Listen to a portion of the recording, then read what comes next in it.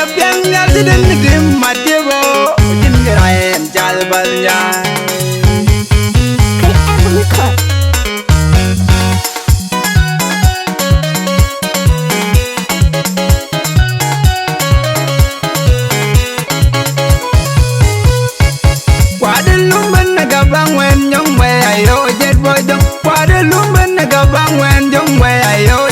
Jong Kulumang wen jong a bitang jo Kulumang wen jong a bitang jo Mago Elumo jet jo guaba yo eri ya go wel gelwel Lumo jira jaman ay jalan luma jalan ay jalan luma jalan Kulumen nanen ay jaman Geladan nanen ay jaman no lumen nanen ay jaman Geladan nanen ay jaman Elumo we ay jagwel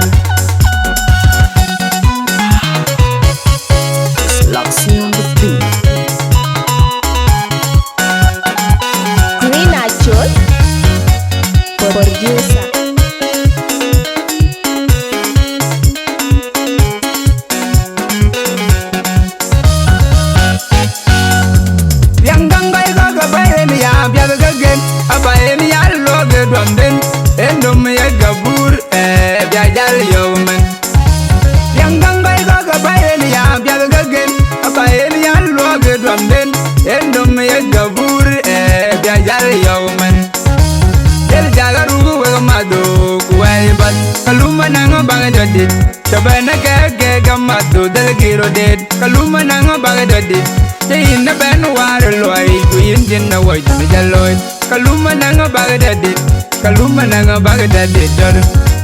Ina wani nyawai anywana jol tenyol Manyan badyo gong majar Anywana garang madam Mangol bajan bay nyina met Ayin jagi legek Dalan na dagi lomray Ayin madya ini yayoy Yana ganyang malwal Ayin madya ini yayoy Yana ganyang malwal Malabawal yung marial bay In yayoy legek Dalan na dagi lomray Taga natural talented yes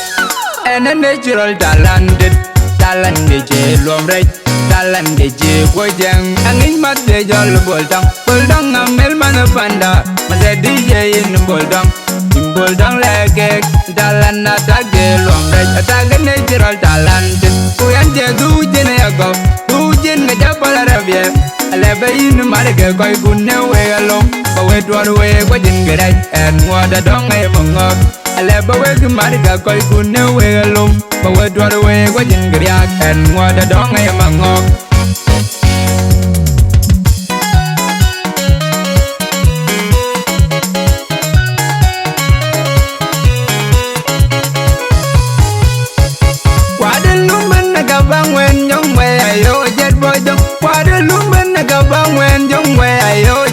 Jong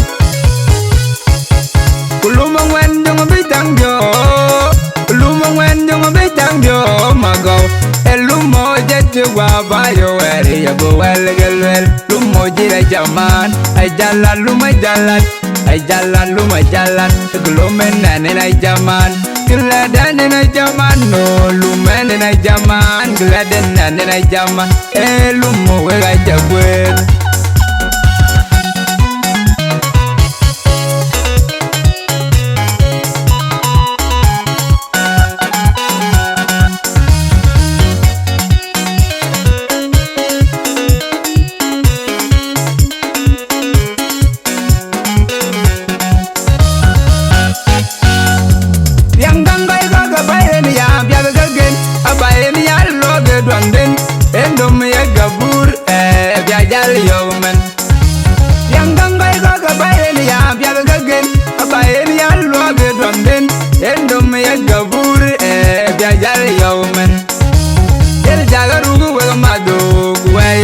Kaluma nango baga dodit Sabana gage gamado dalgiro dead Kaluma nango baga dodit Jayin na ben war loy Kuyin jin na way jimi jaloy Kaluma nango baga dodit Kaluma nango baga dodit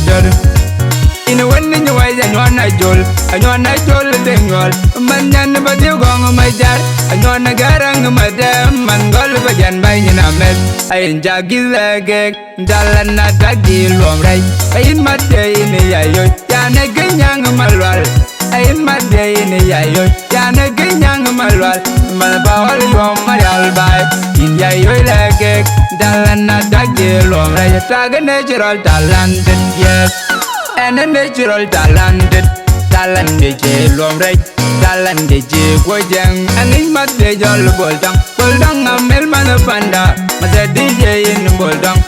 Boldang lege, dalana dage lomre, atage natural talent. Uyanje dujine yago, dujine jabala rabie. Alebe in marge koi gunne we alom, bawe tuan we wajin gerai, and wada dong ay mangok. Alebe we marge koi gunne we alom, bawe tuan we wajin gerai, and wada dong ay mangok.